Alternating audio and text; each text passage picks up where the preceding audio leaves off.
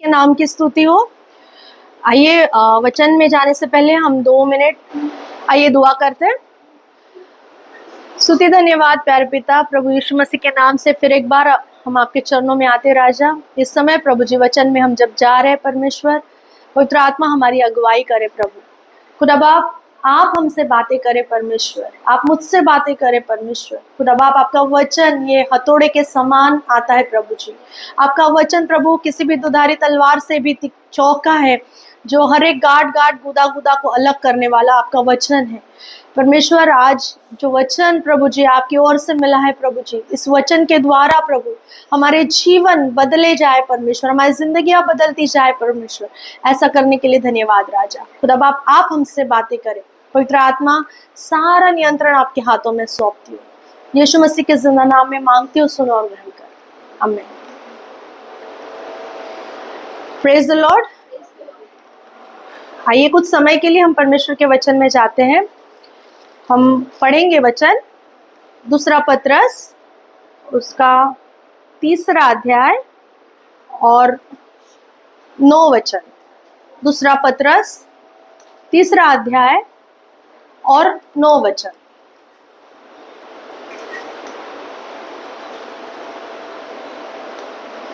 क्या मैं पढ़ूं? प्रभु अपनी प्रतिज्ञा के विषय में देर नहीं करता, जैसी देर कुछ लोग समझते हैं, पर तुम्हारे विषय में धीरज धरता है और नहीं चाहता कि कोई नष्ट हो, वरन यह कि सबको मन फिराव का अवसर मिले। यहाँ पर पतरस कह रहा है, कलीसिया को कह रहा है कि जैसे लोग कहते हैं, हम सभी लोग जानते हैं कि यीशु मसीह आने पर है। यीशु मसीह का आना बहुत बहुत करीब है और वो समय और वो घड़ी किसी को भी पता नहीं, पुत्र को भी पता नहीं, ऐसा वचन कहता है। तो जब यीशु मसीह का आना करीब है, काफी सारे सालों से, हम जब छोटे थे हम तब से सुन रहे हैं यीशु मसीह आने वाले, यीशु मसीह आने वाले। हमारे बचपन में हमारे मम्मी पापा हमको वो रैप्चर की पिक्चर दिखाते थे, यू विल लेफ्ट बिहाइंड करके एक मूवी था, हम थिफ इन द नाइट। हम बहुत छोटे थे, मेरे ख्याल से मैं 10 या 12 साल की रहूंगी। तब मैंने वो मूवी को देखा था और उस समय जब मैंने वो मूवी को देखा था, मेरे दिल में बहुत भय सा आ गया कि यीशु मसीह अगर चले गए, अगर मैं नीचे रह गई तो मेरे साथ ये सब होगा। जैसे वचन कहता है कि 7 साल का महाभयानक संकट का काल आने वाला है और ये होने वाला है। सारी जितने भी अभी के दिनों में हम काफी सारे प्रभु के दास से सुनते हैं, काफी सारी प्रोफेसीज को सुनते हैं, काफी सारे वचन को हम सुनते हैं, लेकिन ये सबसे बड़ी प्रोफेसी ये है जो वचन कहती है कि यीशु मसीह दोबारा बादलों पर आने वाले हैं। ये सारी प्रोफेसियों से सबसे महत्वपूर्ण और सबसे बढ़कर अगर कोई प्रोफेसी है वचन में बोला गया है तो ये वो है कि यीशु मसीह आने वाले और हमें ले जाने के लिए आने वाले हैं। तो हमें हमारी तैयारी कैसी होनी है, मैं आज कुछ विषय को आपके सामने रखना चाहती हूँ। शायद आपके लिए ये मतलब ऐसा लगेगा कि ये क्या है, हमारा तो उद्धार हो चुका, हमारा उद्धार तो 10 साल पहले हुआ है, हमारा उद्धार, काफी लोग सोचेंगे कि हम बचपन से यीशु मसीह को जानते हैं तो कौन सी बड़ी बात है, हमने तो यीशु मसीह को हम बहुत पहले से, बहुत बचपन से जानते हैं। कुछ लोग ऐसे होंगे जो 1 साल से जानते हैं, कुछ लोग हैं जो 3-4 साल से जान रहे हैं, कुछ लोगों का अभी भी बपतिस्मा नहीं हुआ है। तो हर कोई अपने अपने पड़ाव में चल रहा है। आज मैं कुछ बातों को आपके सामने रखना चाहती हूँ पश्चाताप के विषय में। यहाँ पर वचन हमने जो पढ़ा, परमेश्वर की योजना क्या है, परमेश्वर की मनुष्य के लिए योजना क्या है।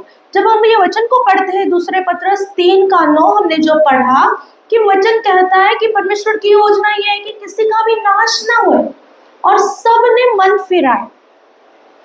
क्या हम पढ़ रहे हैं कि पर तुम्हारे विषय में धीरज रहता है। क्यों परमेश्वर को आने में देर ही लग रही है? क्योंकि आपको और मुझे एक मौका मिल रहा है। किस लिए मौका मिल रहा है? कि हमारा नाश ना होए और हम पश्चाताप के लिए हम तैयार हो सके।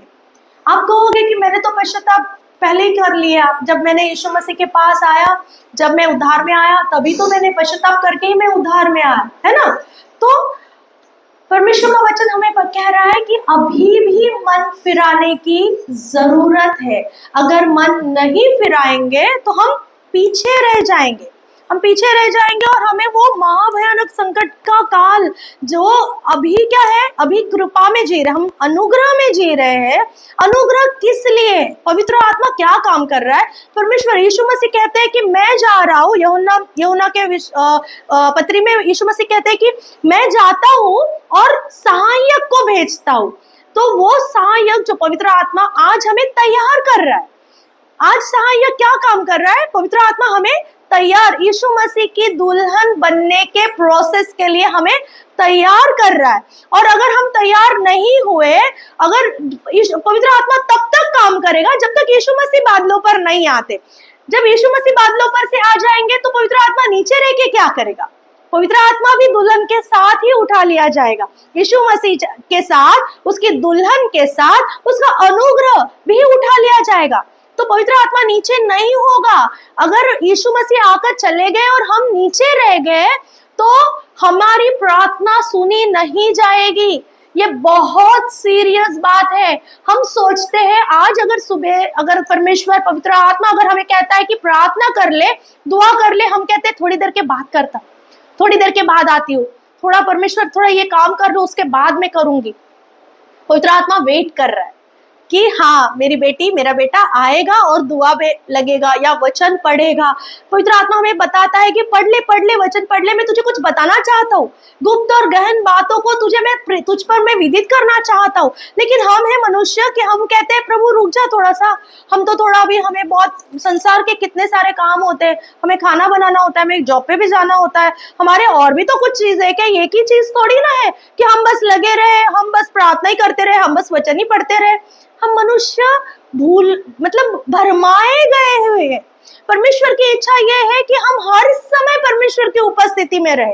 जैसे भजन संहिता एक में कहता है कि वो व्यक्ति जो दिन रात परमेश्वर के वचन पर मनन करता है। तो परमेश्वर की योजना क्या है कि ऐसे लोग उसे प्रिय है कि जो दिन रात परमेश्वर की वचन में, उसकी उपस्थिति में बने रहते, उनको लेने के लिए परमेश्वर आ रहा है। परमेश्वर उद्धार पाए हुए और मन फिराए हुए लोगों के लिए आ रहा है। क्या आप मेरे बात से सहमत है? यीशु मसीह किस लिए आ रहे हैं? सभी लोग विश्वास करते हैं कि यीशु मसीह खुदा है। सभी लोग बोलते हैं हाँ हमारे पास इतने देवता है, उसमें और एक तुम्हारा भी देवता ले लो, चलेगा, हमको वो भी चलेगा। लेकिन हम विश्वासी मानते हैं यीशु मसीह ही एकमेव हमारा पिता, हमारा खुदा, हमारा परमेश्वर यीशु मसीह ही है।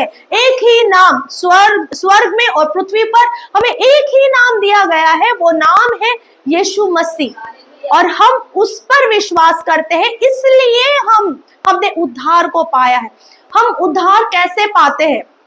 मैं फिर से पिछली जिंदगी में जाना चाहती हूँ कि जिस दिन आपने यीशु मसीह को जाना, जिस दिन आपको किसी ने तो यीशु मसीह के बारे में बताया, या फिर किसी दिन ऐसा हुआ कि पवित्र आत्मा ने आप पर इतने सामर्थ्य से बताया कि तू जो कर रहा है वो गलत है, तूने अब तक जितना लाइफ जिया हुआ ये गलत है, तो ये सारी बातों को छोड़ और यीशु मसीह को अपना।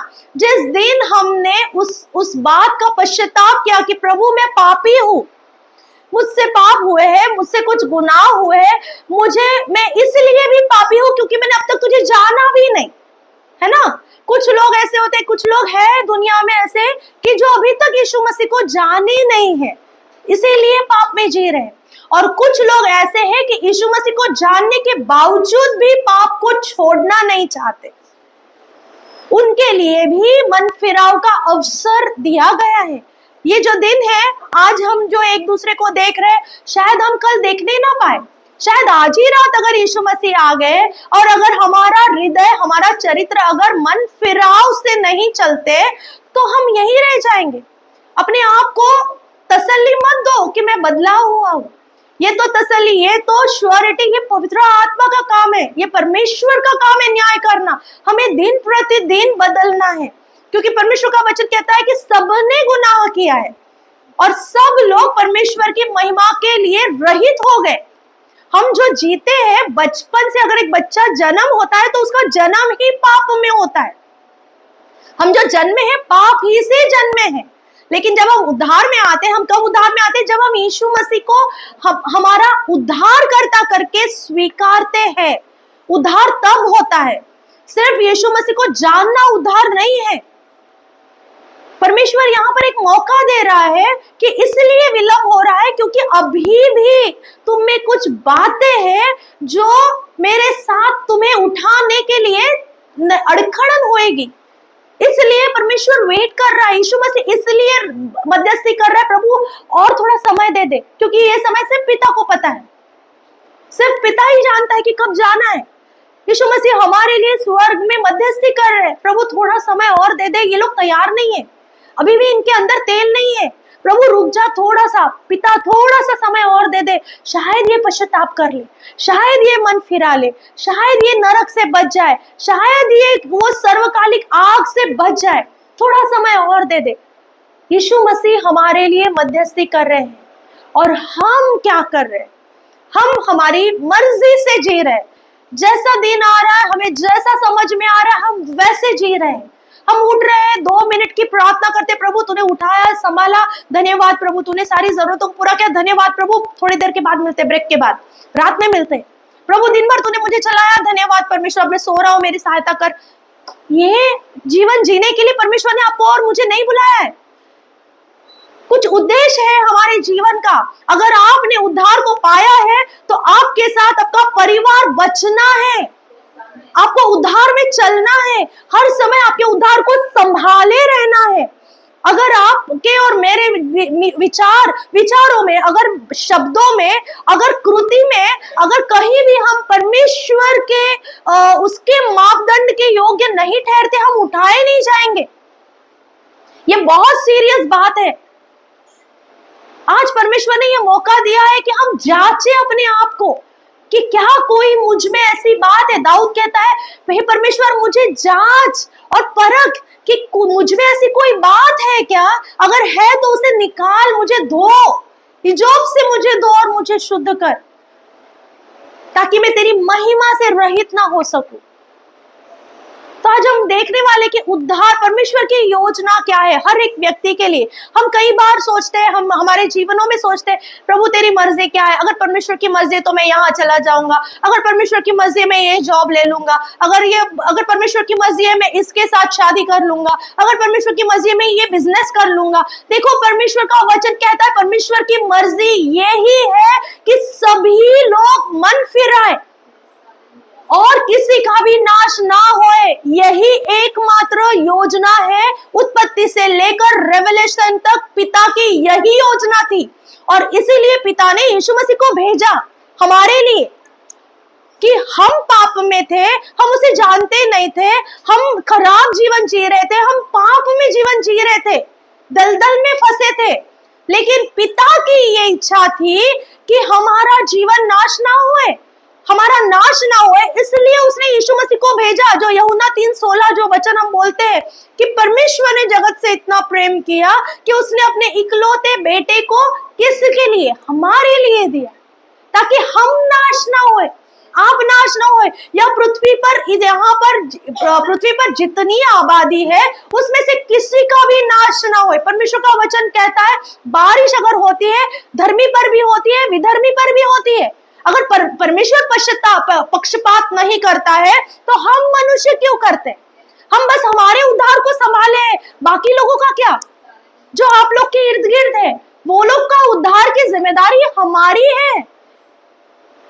जिस जगह में आप लोग रह रहे हैं, जिस बिल्डिंग में रहते हो, जिस जगह पे काम करते हो, जिन भी लोगों से मिलते हैं, अगर वो यीशु मसीह को जानते नहीं है तो आप जिंदा पत्रियां हैं।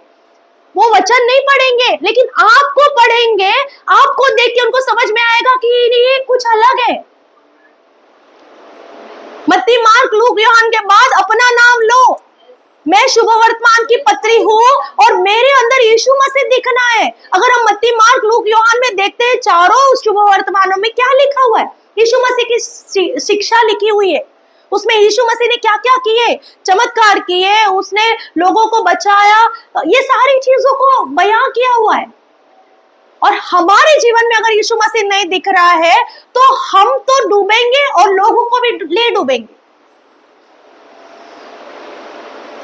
क्योंकि हम मन फिराए नहीं है। हम अभी भी पश्चाताप क्या होता है? पश्चाताप ये एक बहुत ही वाइजियस डिसीजन है जो हम हमारे विश्वासी जीवन में लेते हैं।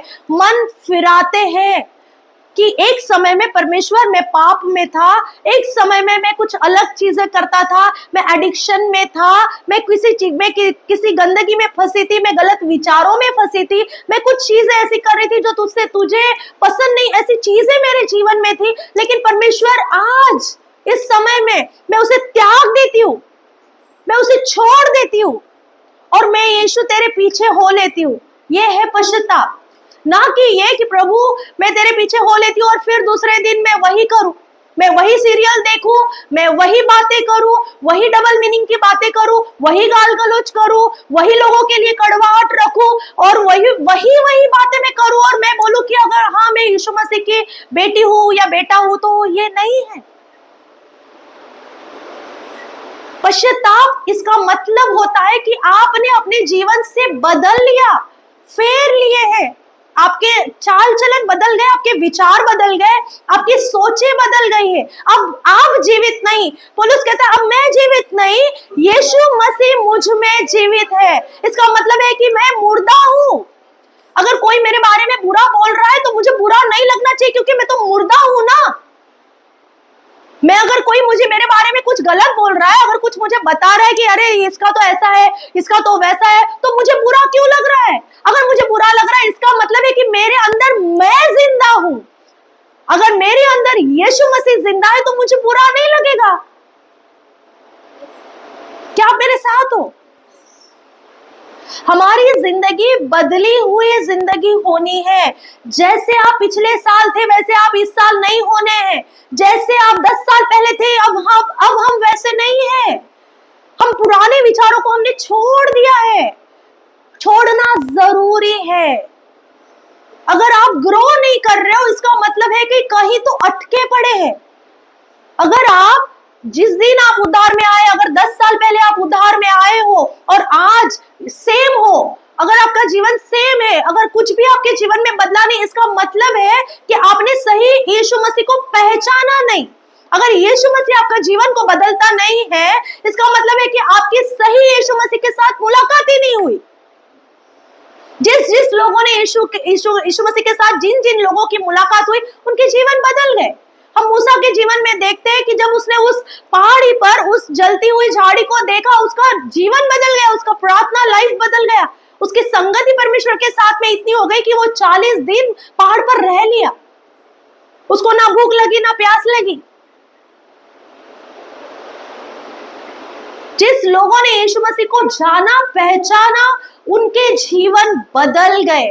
अगर हमारे जीवन बदलते नहीं तो हमें आज जांचना है कि हमारे जीवन में कहीं पाप तो नहीं, कहीं हम वही पुरानी बातें तो नहीं कर रहे। हम यीशु मसीह को अपना लिए लेकिन पुरानी बातें हमें पीछे खींच रही है, तो हम आगे कैसे जाएंगे यीशु मसीह के साथ में? देखो परमेश्वर की इच्छा क्या है? परमेश्वर की इच्छा है कि किसी का भी नाश ना होए। क्या ये बोझ आपका है? पिता का बोझ है कि किसी का नाश ना होना चाहिए, इसके लिए उसने पुत्र को भेजा। यीशु मसीह का बोझ है, यीशु मसीह कहते हैं कि मैं 99 को छोड़कर एक के पीछे आया कि उसका नाश ना होए। हाँ, यीशु मसीह खुद कह रहा है कि मैं मार्ग और सत्य और जीवन हूं, जो कोई मेरे ओर आता है वो मेरे साथ, तुम अलग कुछ नहीं कर सकते हो। जब तक हम यीशु में बने हैं तभी हम फल देंगे, है ना। यीशु मसीह का भी वही विजन था जो पिता का विजन था। पिता का विजन क्या था? किसी का भी नाश ना होना है और सब लोग पश्चाताप में आने हैं। पुत्र का विजन भी वही था। पवित्र आत्मा जब हमें दिया गया, हमारे लिए सहायक भेजा गया, वो क्या दिखाता है, वो क्या सिखाता है? वो यीशु मसीह की बातों को हमें स्मरण दिलाता है। वो हमें वो सिखाता है जो यीशु मसीह ने यहाँ पर होते हुए किया। इस पवित्र आत्मा हमें कन्विक्ट करता है, तू ये कर रही गलत है, तूने ऐसा बोला, गलत किया, तुझे यहाँ पर ऐसा नहीं करना चाहिए था, ऐसा नहीं बोलना चाहिए था। ये पवित्र आत्मा हमें पाप की, वो हमें टोचती, वो हमें वो बताता है कि तुम या कैसे कैसे खुद को सही कर सकते हो, कैसे पवित्र जीवन जीना है। ये पवित्र आत्मा हमें सिखाता है। पवित्र आत्मा का विजन भी सेम है।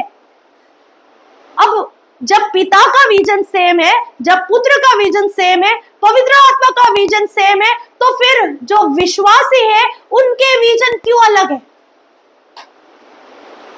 उनके विजन क्यों अलग है? वो क्यों वो बस लोगों को, आज लोगों को यीशु दे रहे, किस रूप में दे रहे? यीशु मसीह की पहचान किस रूप में? चंगा करने वाला यीशु मसीह, तुमको छुटकारा देने वाला यीशु मसीह, तुमको तुम्हारे जीवन को बदलने वाला यीशु मसीह, तुम्हारे परिस्थिति को बदलने वाला यीशु मसीह। लेकिन यीशु मसीह आया इसलिए कि वो उद्धार कराए। यीशु मसीह की आइडेंटिटी ये है कि वो उद्धार करने वाला है। चंगाई होती रहेगी, छुटकारे होते रहेंगे। पहले, सबसे पहले इंपॉर्टेंट है कि हम यीशु मसीह को उद्धार करता करके अपने जीवन में स्वीकारे। अगर तुमने यीशु मसीह को पा लिया तो चंगाई होती जाएगी, छुटकारे होते जाएंगे, तुम्हारी परिस्थिति बदल जाएगी, तुम्हारे जीवन बदल जाएंगे। लेकिन सबसे पहले तुमको यीशु मसीह को पाना है, उद्धार पाना है। और उद्धार केवल यीशु मसीह की ओर से होता है, कोई और तरीका नहीं है उद्धार पाने का।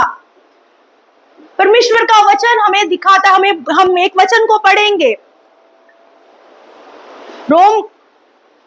रोम की पत्री उसका 10वां अध्याय और 9 वचन।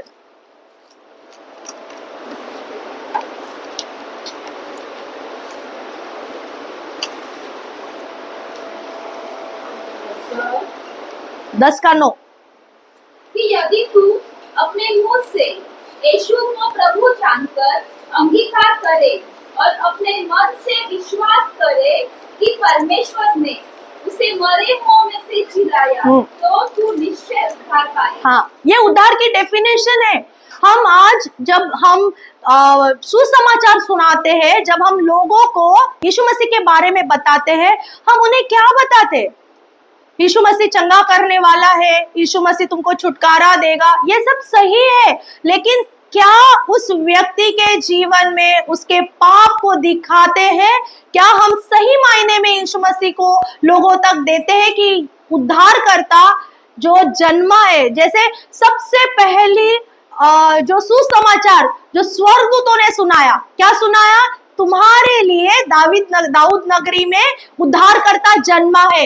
ये शुभ वर्तमान है, ये सुवार्ता, ये गॉस्पेल ये है। और हम कैसा यीशु देते? हम लोगों को यीशु मसीह कैसा बताते, कैसा सिखाते? जरूरी है कि लोगों को पता चले कि उनके जीवन में कुछ पाप है, उन पापों की वजह से वो उनका नाश हो सकता है, उनका नाश ना होए इसलिए उद्धारकर्ता इस दुनिया में आया था। यीशु मसीह हमारे लिए इस दुनिया में आया, उद्धारकर्ता बनकर आया। उसने उस सलीब पर हमारे लिए, हमारे गुनाहों की वजह से उसने उस दर्दनाक मौत को सहा है। उसने हमारे ऊपर जो चाबुक के फटके लगने थे उसने खाए, हमारे लिए वो शापित हो गया। जो सजा हमें होनी थी वो सजा उसने अपने पे ले ली। इतना शापित हो गया कि पिता ने भी उसे कुछ समय के लिए छोड़ दिया। जो एक राजा है, एक परमेश्वर, जो एल शद्दाई परमेश्वर, एल एलोहिम परमेश्वर, हमारा क्रिएटर परमेश्वर, अगर वो पुत्र के स्वरूप में इस दुनिया में आकर इतनी नम्रता से हमारे लिए वो पाप बन गया, हमारे पापों के लिए वो पाप बन गया, हमारे शापों के लिए वो शाप बन गया, क्या हम ऐसे यीशु मसीह को लोगों को देते हैं? क्या हमारे जीवन से ये यीशु मसीह दिख रहा है कि वो हमारे लिए मारा गया, हमारे लिए गाड़ा गया और हमारे लिए वो फिर से जी उठा और हमें लेने के लिए वो आने वाला है? लेकिन क्या हम यीशु मसीह के साथ मरने के लिए तैयार हैं? क्या हम हमारे पुराने स्वभाव को मारते हैं? क्या हम यीशु मसीह पे विश्वास करते हैं लेकिन पुराने स्वभाव को लेके चलते हैं? अब भी हम में पाप है, अब भी हम में छिपे हुए पाप है जो कोई नहीं जानता। लोग हमें बहुत अच्छा समझते, देख के समझते हैं कि अरे कितने धार्मिक है, कितनी प्रार्थना करते, कितनी दुआ करते, लेकिन अब भी अंदर छिपे हुए पाप है। इसलिए मन फिराव की जरूरत है और इसलिए परमेश्वर विलंब कर रहा है कि हम में और आप में कुछ ऐसी बातें हैं जो परमेश्वर से हमें अलग करती है। परमेश्वर का वचन कहता है कि तुम्हारे अपराध मेरे और तुम्हारे बीच में एक दीवार के समान है। हमें उस दीवार से बाहर निकलना है, हमारे अपराधों से बाहर निकलना है, हमारे चाल चलन को सुधारना है। ये जरूरी है। आप कितने वरदानों में फ्लो होते हैं मैं नहीं जानती। आपके बातों से, आपके प्रार्थना से दुष्टात्माएं भागेंगी, आपके प्रार्थना से चंगाइयां होंगी, सब होएगा। लेकिन परमेश्वर जब यीशु मसीह के पास जब उसके चेले आए, 70 चेले आकर वो कहते हैं कि प्रभु हम इतने खुश हैं कि हम दुष्टात्मा निकाल पाए, प्रभु हम इतने खुश हैं कि हमने प्रार्थना की, दुआ की और लोग चंगे हो गए। यीशु मसीह कहते हैं इससे खुश ना हो कि तुमने बड़े बड़े कामों को किया, इससे खुश हो जाओ कि तुम्हारे नाम जीवन के पुस्तक में लिखे गए हैं। क्या आज हमारे नाम जीवन के पुस्तक में लिखे गए हैं या नहीं, हमें जांचना है। और अगर नहीं है तो यीशु मसीह वो अंत के दिन में उस दरवाजे में कहेगा कौन है तू, मैं तुझे नहीं जानता। हम भले बोलेंगे प्रभु मैंने इतनी बड़ी बड़ी दुआएं की, प्रभु मेरे इतने दुष्टात्मे निकाले, मैंने इतने बड़े बड़े चमत्कार किए, लंगड़ों को खड़ा कर दिया मैंने, मुर्दे को उठा दिया मैंने, और तू कह रहा है तू मुझे जानता नहीं। परमेश्वर बोलेगा मैं तुझे नहीं जानता क्योंकि तुझमें फल नहीं है। पवित्र आत्मा के फल, तुम फलों से जाने जाओगे। तुम्हारी धार्मिकता फलों से जानी जाएगी। परमेश्वर न्याय करेगा, तुम्हारे फलों से करेगा। तुम में कौन सा फल है? क्या तुम्हें दया है, प्रीति है, शांति है, आनंद है? परमेश्वर के फल, पवित्र आत्मा के फल अगर तुम में है, परमेश्वर कहेगा मेरे विश्वास योग्य दास आ, मेरे अंदर, मेरे साथ भीतर आ। पवित्र आत्मा के फल हमारे जीवन में होने। परमेश्वर आज हमें एक मौका दे रहा है, मन फिराव का अवसर सबके जीवन में आता है, आज हमारे भी जीवन में आया है। यदि हमारे बीच में और परमेश्वर के बीच में अगर कुछ ऐसी बातें हैं, परमेश्वर का वचन कहता है अगर तुम्हारे पाप, तुम अगर पापी हो, अगर तुम अपने पापों से क्षमा नहीं मांगते हो, अगर अपने भाई के विषय में अगर तुम्हारे दिल में कुछ कड़वाहट है, तो परमेश्वर का वचन कहता है कि तुम्हारी दुआ ऊपर नहीं जाती, छत के ऊपर भी नहीं जाती है। परमेश्वर तो लंबा सुनेगा नहीं। तो ऐसे छोटे छोटे पाप कुछ भी अगर हमारे पास है, अच्छा आप कहोगे कौन से पाप, मैं तो बड़े बड़े पाप करता नहीं हूँ, मैं तो ना ही मैं चोरी करता हूँ, ना व्यभिचार करता हूँ, मैं कुछ ऐसे बड़े बड़े काम नहीं करता हूँ। मैं आपको एक वचन पढ़ाती हूँ, एक वचन पढ़े, याकूब की पत्री 4:17। याकूब की पत्री 4:17। पाप क्या है?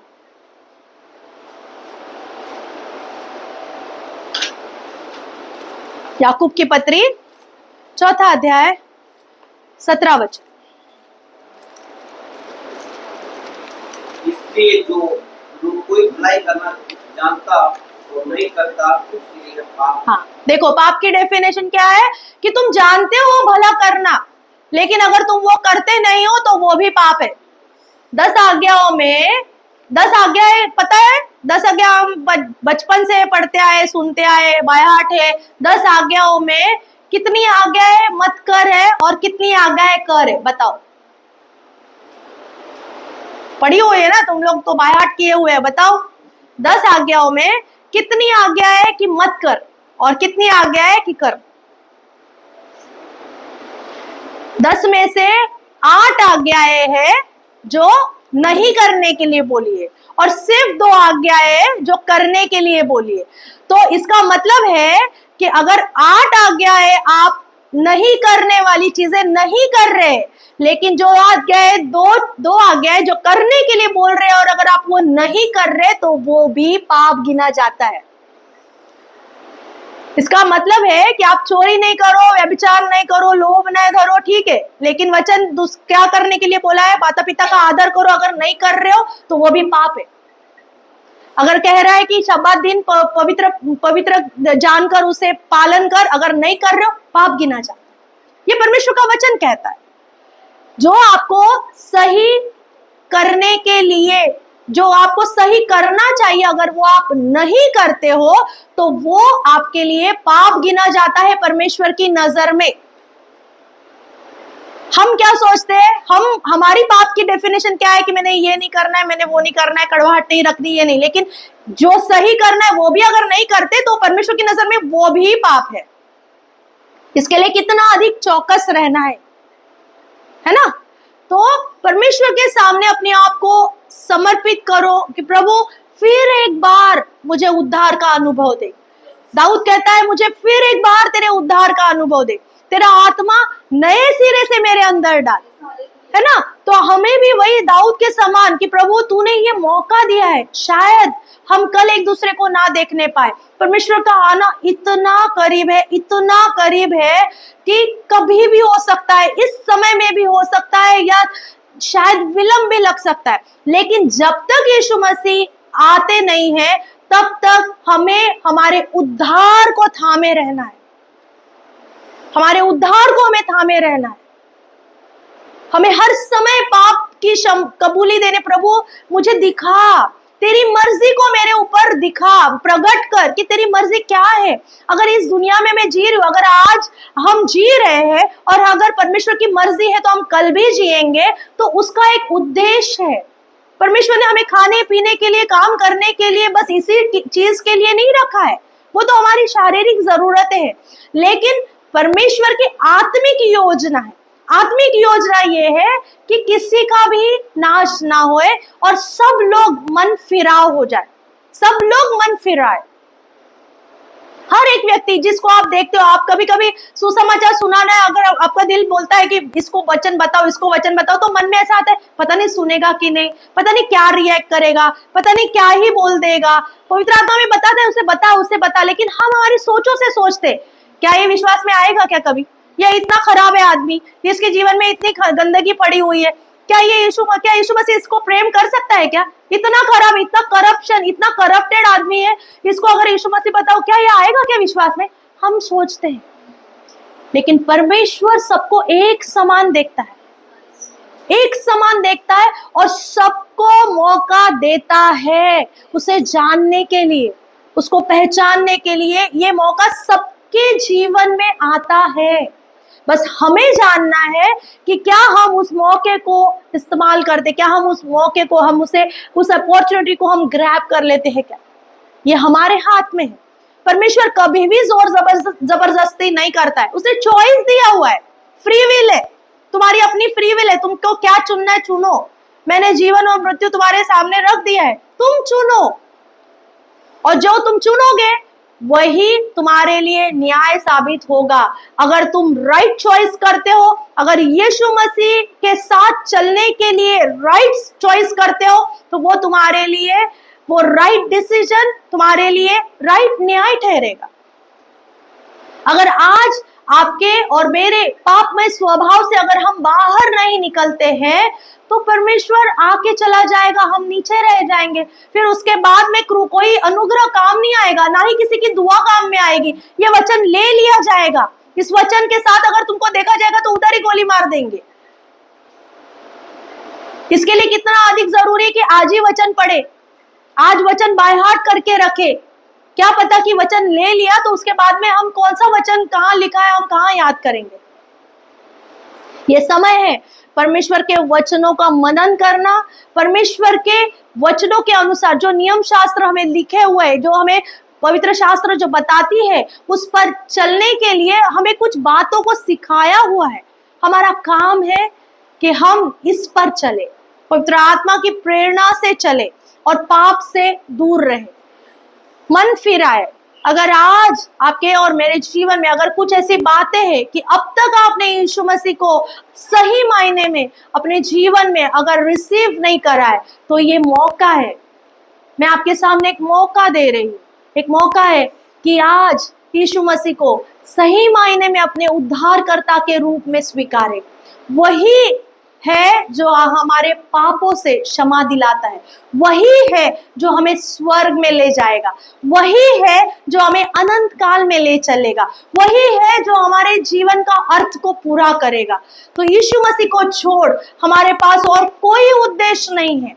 अगर आज आपने यीशु को पा लिया, बाकी सारी चीजें आपको विरास में मिलती है, उसी के लिए आपको स्ट्रगल करना ना पड़ेगा। लेकिन यीशु मसीह को पाना, ये सबसे इंपॉर्टेंट बात है हमारे जीवन में। यीशु मसीह को पा लो आज।